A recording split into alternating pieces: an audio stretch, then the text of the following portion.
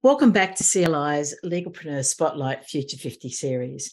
In this series, we're showcasing thought leaders and doers in legal innovation and legal tech all around the world.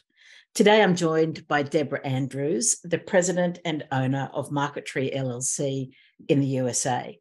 Deborah is a marketing guru. She has worked in senior marketing roles in 3 of the 4 big global consulting firms and as a fractional CMO before launching MarketTree in the US. Our topic today is fractional marketing, an innovative type of specialist outsourcing. So we'll be drawing on all of Deb's amazing experience in discussing this topic today.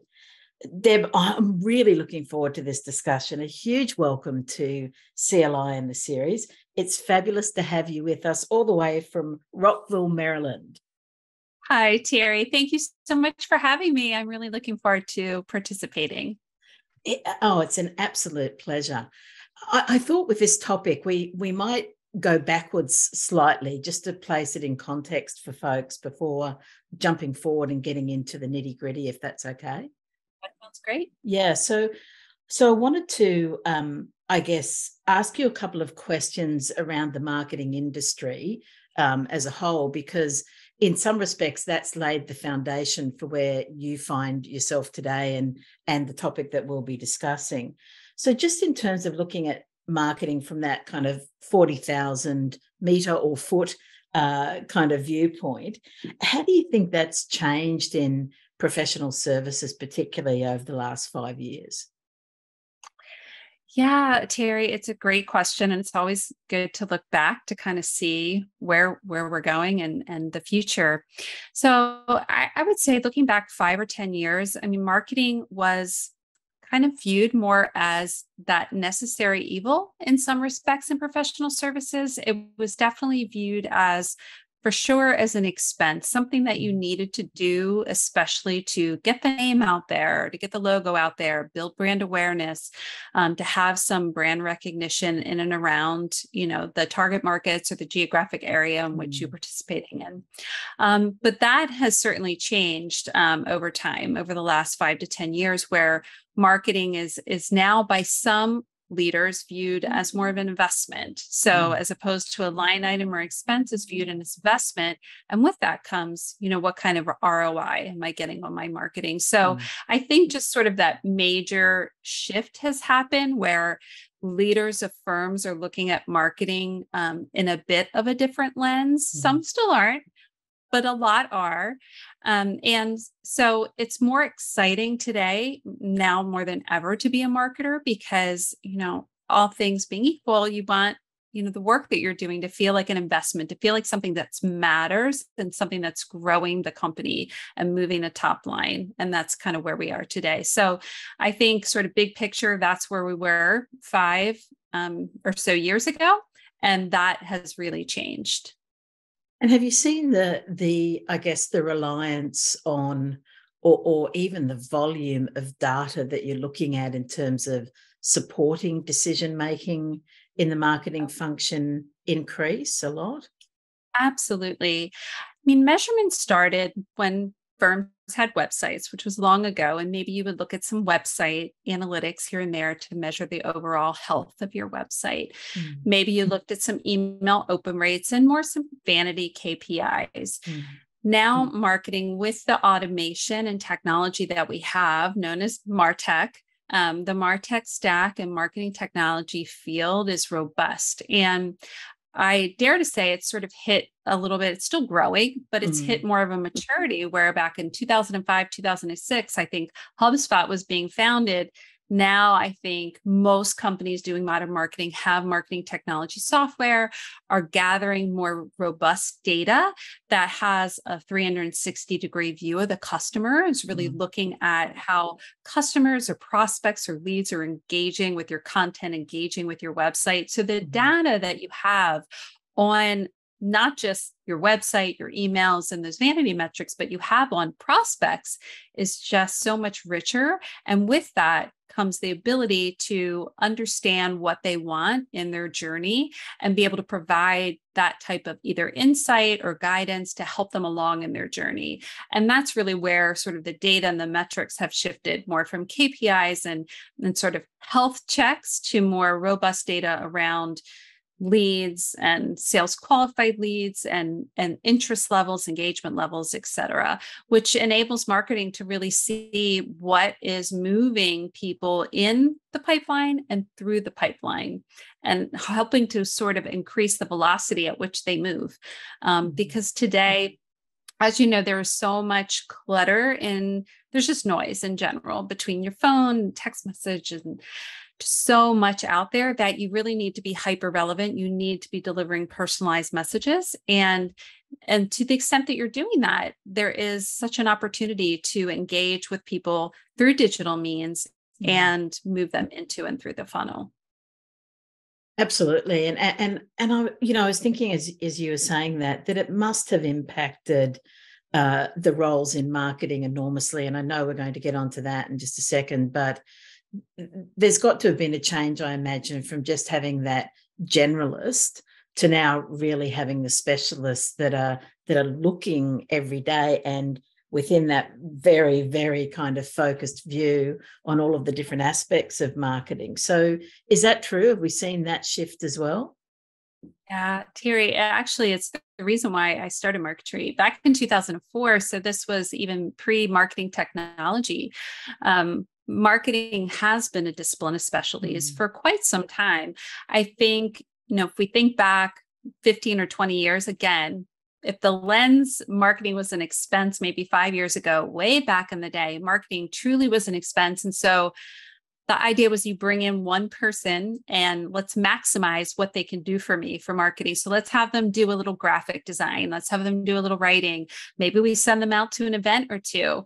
They're definitely going to make sure our logo is everywhere it needs to be. And in professional services, it's, how to service each of the client service professionals. What do they need for their events, et cetera. That marketing generalist today is becoming more and more rare as, again, that lens is changing more from an expense to an investment. Well, how do you power up that investment? Really, to power up marketing as an investment, you need to have marketing specialists in all the different areas of marketing, because it's not good enough to just do the job okay. You need to do it as effective as it can be. And when you're talking about now roles that involve technology, not everyone's great with technology. When you're talking about having vast amount of data to analyze, not everyone's good with data. Not everyone's good with creative design. And so what we're finding in the marketing field, in order to move marketing to a place where it's an investment and you get an ROI, you need to tap and harness the specialties of marketing and do so in a way that is still cost effective, because you certainly, most middle market law firms can't go out and hire 10, 15, 20 people on their marketing team and have them each be a specialist and come together. And so it becomes a bit of a quandary. How do you staff the marketing function to be able to do all of these things that have such high opportunity if you do them and do them well? Yeah, absolutely. And it brings us squarely to fractional marketing as well. So I guess the first place to start is, what is it? Oh my goodness. I'm so glad you asked that question. It is not a piece of a person. That's right. It's the slice of a role. So I don't know if your listeners out there are familiar with the term fractional CMO. It's actually been around for a while. I think I first saw it coined maybe about 10 years ago. So the idea of hiring a CMO, which is an expensive hire for many companies because they're senior level marketers, they have strategic chops, and it's cost prohibitive. So the idea was you could get a slice of a CMO, just the slice you needed to come in and set the strategy, get the plan, make sure your brand's on point, and get the organization moving. Well, fractional marketing is really taking that concept of the fractional CMO and now applying it to all the other specialty areas of marketing. So in theory, if you think of a middle market law firm, that very much wants to move marketing towards being an investment and getting an ROI, and they know they need marketing talent to do that, they're going to need a slice of a CMO. They're going to need a slice of a digital marketing or a marketing technologist, a slice of someone that can work with data, a slice of someone that can do graphics, a slice of someone that can do social really well. And so fractional marketing becomes getting that slice of each of the specialty areas of marketing sort of rolled up under sort of one umbrella so that you have a coordinated effort. I'd like to contrast that with outsourced marketing, because I think fractional marketing is actually sort of a subsegment of outsourced marketing, where firms are basically outsourcing their marketing. But traditionally, that's been to maybe a firm that's going to do one of those things. It's going to do their SEO, or it's going to do their website design, or going to do their graphics. But fractional marketing, as sort of the subset of outsourced marketing, is actually outsourcing to a firm that is going to give you just the slice you need of each of those specialty areas of marketing to power up your customized marketing program that is going to turn marketing from an expense into an investment. Does that make sense? It does. It's a fabulous explanation. And I want to get into it in a little bit more detail. But the question I want to ask you first is, how widespread is this kind of, I'm going to call it as an outsourced, probably multi-specialism in a way, really.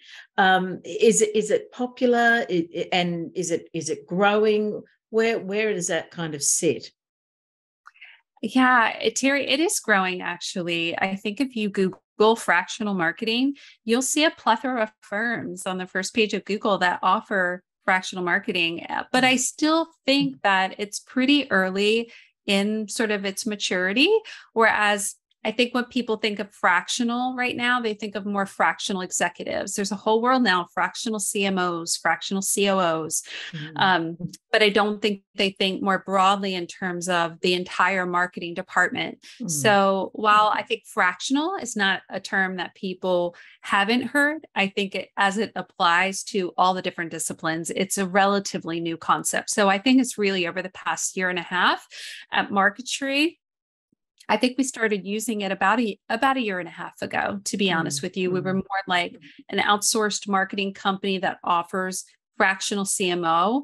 And then we sort of realized, well, you know what? We don't just offer fractional CMO. We're offering a slice of a content marketer, a digital marketer. And so just to kind of true up who we really were, we were like, we do fractional marketing. And then come to find out other firms had discovered it already too. So it actually is and it's out there and companies are doing it. I would say, though, probably not a lot of firms have tried it yet, but they will. I think it truly is the future of marketing. Yeah. And I can see particularly in that kind of mid-sized market, although really it seems that it could apply across the board, that it would be really attractive and actually really helpful for the business as well. Yeah, Terry, I think so, because you think about for middle market firms, the biggest cost is talent. It's not really outreach, not typically advertising. And so really to like maximize like your marketing talent, you don't want to overspend in any one area. So you don't want to overhire and bring in-house. Nor do you want to have some sort of fragmented marketing program, which I see often. You have an in-house marketer trying to manage 5 or 6 subcontractors and pull it all together, which you end up with this very disjointed marketing program without kind of rich, cohesive, comprehensive analytics. And so I do think the future is there where you can, harness and get the A+ talent that some of the biggest firms can afford on a full-time basis. And you're just getting what you need. So it's kind of savvy and it's cost effective. And I do think more and more firms are going to become aware of this and start to move in that direction. And maybe they start in a small way where they hire a fractional CMO and just test out how fractional works. But once they feel more comfortable, and I think in general, people feel more comfortable with outsourcing now than they probably did 5 or 10 years ago, you're going to say, okay, well, what would happen if I got a slice of an analyst? What if I got a slice of a content marketer? Things like that. And then it just grows from there. So Deb, how does all of this work? Like, do you generally get called in on a project basis, or is it like a retainer over multiple projects? And I guess within that question also is, how do all of the pieces in the puzzle get managed, all those specialists brought together in a cohesive way to work on the project or multiple projects, as the case may be? Yeah, so fractional marketing tends to be more of an ongoing relationship with the client. They're really thinking of you as an extension of their in-house team and their executive team and their marketing department, so to speak. And so with that, you usually work on a long-term, more of like a retain basis, just as you would pay your employees. You're kind of treating it the same way. You have your fractional marketing team on retainer. I would say we get hired not so much to complete a project or two, it's more to help companies achieve the goals that they want to get to through marketing, and to kind of lock arms with the client service professionals and the business development team to make sure that we're moving towards the goals. So in that regard too, we become less project focused and more goal focused. And so as a fractional marketing team, you'll usually be working on a whole host of projects and campaigns, whatever's necessary to sort of power up your marketing program, lay a strong foundation, whether that's website work, brand work, messaging work, marketing technology, data analytics, dashboards, getting everything set up.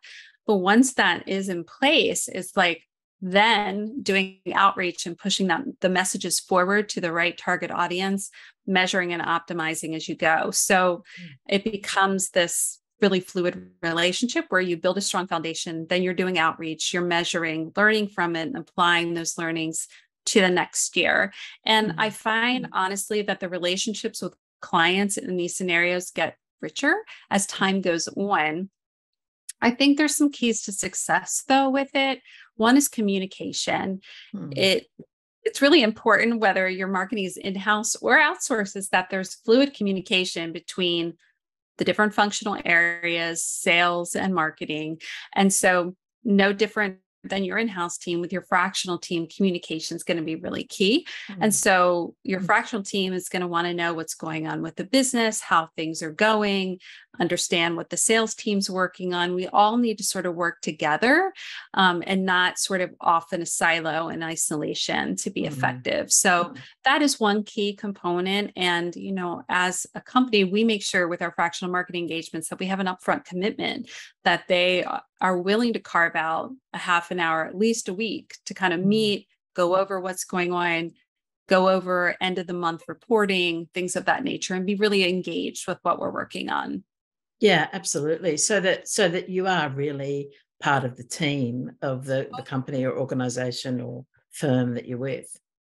Absolutely. Yeah, yeah. We've spoken about some of the benefits of fractional marketing, and obviously having a cost-effective access to a huge number of specialists in an increasingly specialized marketplace. What are some of the other benefits that you see and that you see in action, basically, through the work that you do? Yeah, that's a great question. I feel like it's an opportunity to bring in people that have broader backgrounds, that have worked across, you know, in law firms, have worked for multiple law firms, and or other professional services firms that have different perspectives. You bring in different ideas, you see different things. And so in that regard, I think working with a fractional marketing company or fractional marketing department, you get sort of a breadth of experience. I do think it's important that you find a fractional marketing, especially to have the leadership of that fractional marketing team, your CMO, have sector-based experience. So for law firms, having some law firm experience is key. If you're going to be sitting at the table with senior executives and helping develop the strategy, you really need to understand the business. But I also think there's a lot of benefits to having other areas of expertise, seeing other sectors and what they're doing in marketing, because across, I think, B2B generally, there's a lot of variance in what, you know, different campaigns, different technologies, and there's a lot of learnings to be harnessed. Yeah, absolutely. And I do actually see that as one of the huge benefits, that there is kind of out of a specific industry experience that you can bring to bear. Let me also ask you the flip side of that. Do you see any drawbacks? In other words, I'm thinking about, for folks that are listening to that, things that they might want to particularly focus on in terms of managing or thinking about, if they're interested in, engaging with fractional marketing. Yeah, I mean, I think probably the biggest disadvantage would be that they are not a part of your organization formally. You can make them as much as you like and invite them to holiday parties, which is always lovely. Firm-wide annual planning meetings and things of that nature. But you can't go knock on their door. They're not right next door. Again, less of an issue since COVID, and many companies are hybrid or all virtual, but you don't have that sort of day-to-day presence and meeting around the table. But that all can be specified up front. Some of clients like to meet in person, on a quarterly basis or on an annual basis, things like that. But I see that as the primary disadvantage, is just feeling like maybe you're not quite part of the firm culture in a way. Other than that, I think that's why I'm so bullish on it. And it's not just because we do it at Marketry, but because I do see there's so many advantages. And with COVID, I feel like COVID kind of eliminated, and companies going virtual, some of the disadvantages, which were much more pronounced when companies were meeting and in person all the time. You kind of are the one that's not always there. With companies with these flexible work arrangements, less so, but could be an obstacle. Yeah, and to go to your point that you made earlier around communication, that method of communication and creating a sense of team has just changed so much, as you say, now, I guess during and now hopefully post-COVID as well. Yeah, really changed a lot. So I wanted to ask you, or maybe collect your thoughts on this kind of scenario. If we had a law firm management team listening to us today, and they're thinking about hiring a fractional CMO, or they're thinking about engaging in fractional marketing, and I know you've touched on some of these things, but as I say, I want to collect them together. What do you think should be on the top of their due diligence checklist before they hire someone? That is a great question. I think that they should have an understanding of what they want to achieve from marketing. Do they want marketing to be, I don't want to say an expense or more project-based marketing? Are they looking for their marketing team to do certain things? Or do they want a marketing function that's going to be proactively led and strategically driven? And so I think that's the first, is really understanding what you want, because fractional marketing is going to be a better fit for the latter, the strategically driven, proactive marketing function. I think that's the first, and whether the culture is going to embrace this. Once you have that, it's really identifying, like I said earlier, is starting with sort of the leadership of the fractional team, is making sure that they have a strategic leader of that team that has some sector-based expertise. For law firms, they can be, very difficult to get to know if you've never been in a law firm environment, especially full service law firms. There's so many different areas. And so really understanding that sector is really critical to doing effective marketing, being able to hit the ground running, but also to build credibility for yourself and the marketing team. Kind of starts at the top. So that's something definitely consider. I would also, take a look at how they work their fractional marketing model. There's a couple different models. One is more of, I would say, a subcontractor staffing model, where, and there's no good or bad. It's just as it is. One is more where you have a CMO that works with different subcontractors, and they form kind of a fractional marketing team, but they're not really aligned under a company. They're just subcontractors. leaders, and they work together to help clients achieve goals. And that can work really well. And then there are other models where it's a company that has full-time employees in all of these different specialty areas. And when they have clients, they put together teams. And there can be some advantages to that, in that there's probably more cohesive processes and structures, and more ongoing training and development and things of that nature. But I think deciding kind of which is right for you would be important going into it. But I think there's this to consider. Absolutely. Unfortunately, we're heading towards having to wrap up, but I can't let you go without asking you, or this question, and picking up some threads. I guess we spoke about how much the world has changed really over the last few years, and that this area, fractional marketing, is still evolving. So based on your experience, and obviously being in the middle of the fractional marketing movement, let me call it, how do you see it evolving in, say, the next 3 years? And I'm always hesitant to put a year number on this, because things are moving so differently. But so choose a number if it's more appropriate, but let's say around the next 3 years. Yeah, Terry, I think we're going to see it become mainstream, just like the fractional executives. That movement really happened so fast, where, fractional executives, you didn't hear about them 5-6 years ago. And now a lot of companies, especially middle market companies and professional services, are leveraging the experts of fractional executives. I think we're going to see the same thing with fractional marketing, especially because I think more and more companies are realizing that marketing should be doing something really special within their organization. Marketing should be a lead generation function. Marketing should be in charge of branding. Marketing should be many things. And with those expectations, you need to have the talent. And if you need to have the talent, you have to figure out how to create a budget to get that talent. And for most small to middle market companies, it's simply going to be impossible to tap the best of the best and have them work under one umbrella, and be able to have enough of your budget remaining to do outreach and sponsorships and conferences and all of that. So to make, it work, fractional marketing is definitely going to become mainstream and more popular as we go on with time. Yeah, absolutely.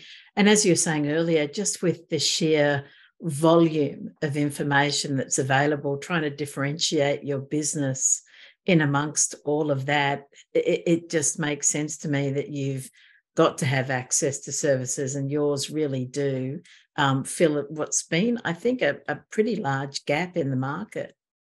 So too, Terry, we're definitely seeing firms that are, once they understand it, they get comfortable with it pretty quickly. Once they try it, they realize that it's probably the right fit for them moving forward. It's not right for everybody, but for companies that are growth oriented and really want to power up their marketing, it's definitely a really strong fit.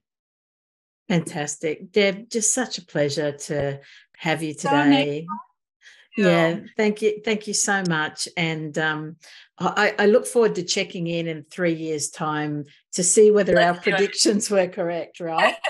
Thank you so much, Terry. My pleasure. Thanks again.